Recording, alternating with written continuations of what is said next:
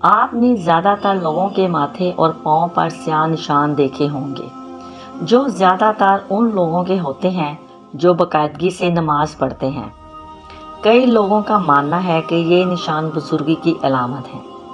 اب ان نشان کے پیچھے کیا خاص وجہ ہے اور اس کے بارے میں قرآن و حدیث میں کیا ذکر ہے، اس کے بارے میں آج آپ کو بتاتی ہوں۔ نبی پاک صلی اللہ علیہ وآلہ وسلم نے فرمایا کہ اللہ کو 2 قطروں اور 2 نشانات سے زیادہ کچھ بھی عزیز نہیں۔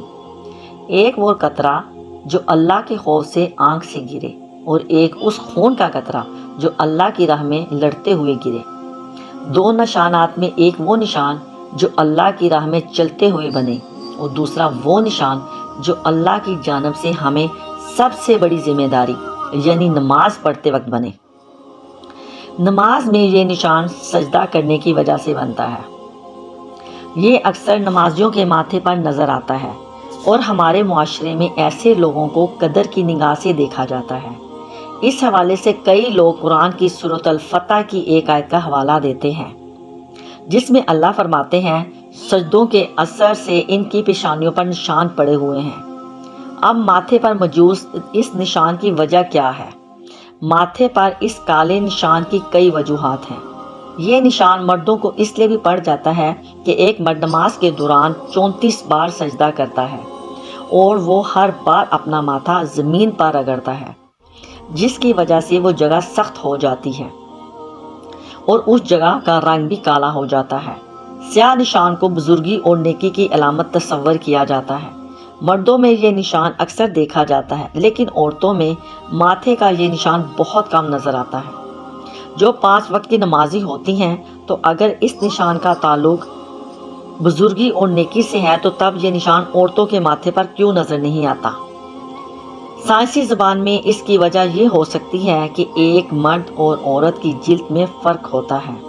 ایک مرد کی جلد سخت مضبوط ہوتی ہے، لیکن کوئی مرد اور عورتیں ایسی بھی ہوتی ہیں کہ جو اس نشان کو حاصل کرنے کے لیے سجدوں میں اپنے ماتھوں کو زمین پر زور سے رگڑتے ہیں، اور اس کے پیچھے وجہ قرآن کی یہی آیت بیان کی جاتی ہے کہ سجدوں کے اثر سے ان کی پیشانیوں سے یہ نشان پڑے ہوئے ہیں۔ کئی علماء کے مطابق اس نشان کا تعلق قیامت کے دن سے بھی ہے، جس دن کئی لوگوں کے چہرے روشن ہوں گے اور جن کی پہچان ان کے چہروں پر موجود ایک نشان سے ہوگی، جو اس بات کی نشانی ہوگی کہ یہ لوگ دنیا میں اللہ کے سامنے سب سے زیادہ سجدہ کرتے تھے یعنی نماز پڑھتے تھے۔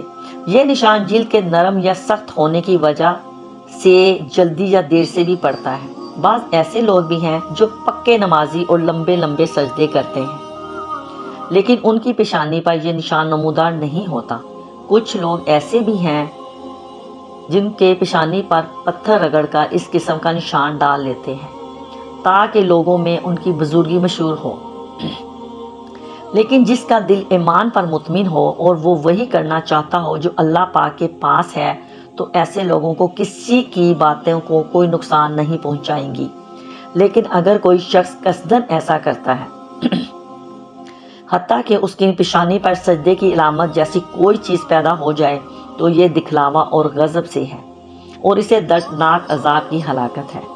قرآن پاک میں پیشانی کے جس نشان کا ذکر ہے، اس سے مراد یہ نہیں کہ یہ نشان ماتھے پر نظر آنے والا ایک بزرگ انسان ہوگا، بلکہ اس آیت میں یہ نشان بزرگی کی علامت نہیں، بلکہ اس کا اصل مطلب چہرے کا وہ نور ہے جو اللہ کی عبادت کرنے سے حاصل ہوتا ہے۔ حضرت ابن عباس رضی اللہ تعالیٰ عنہ نے فرمایا کہ چہروں پر سجدوں کے اثر سے علامت ہونے والے یہ نشان اس بات کی نشانی ہے کہ اس انسان کا اخلاق بہت اچھا ہے۔ بعض بزرگوں کا قول ہے کہ نیکی کی وجہ سے دل میں نور پیدا ہوتا ہے، چہرے پر روشنی آتی ہے، روزی میں کچھ شادگی ہوتی ہے، لوگوں کے دلوں سے میں محبت پیدا ہوتی ہے۔ حضرت منصور حضرت مجاہد رحمۃ اللہ علیہ سے کہتے ہیں کہ میرا تو یہ خیال تھا کہ اس سے مراد نماز کا نشان ہے جو ماتھے پر پڑ جاتا ہے۔ تو آپ رحمۃ اللہ علیہ فرمایا، یہ تو ان پیشانیوں پر بھی ہوتا ہے جن کے دل فرعون سے بھی زیادہ سخت ہوتے ہیں۔ سورۃ الفتح کی ایک آیت نمبر 29 کی تفسیر میں یہ ہے کہ یہ نشان ان کے چہروں پر سجدوں کی وجہ سے ہیں۔ اس سے مراد اطاعت اور فرمانبرداری اور عبادت کا نور ہے، اور یہ کوئی ضروری بھی نہیں کہ جلد کی سختی کی بنا پر یہ علامت ان کے چہروں پر سجدے والی جگہ پر ہو۔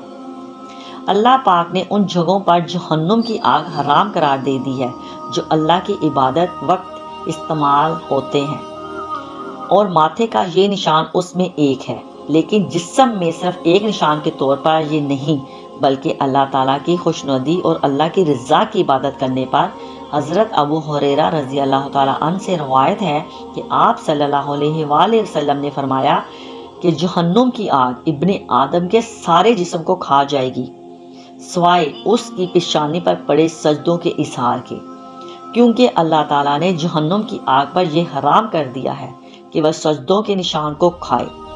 سیدنا جابر رضی اللہ تعالیٰ عنہ فرمان کرتے ہیں کہ رسول پاک صلی اللہ علیہ وآلہ وسلم نے فرمایا کہ یقیناً کچھ ایسے بھی لوگ جہنم سے نکل کر جنت میں جائیں گے کہ جن کے چہروں کے حلقوں کے علاوہ جسم کے باقی تمام اعضاء جل چکے ہوں گے۔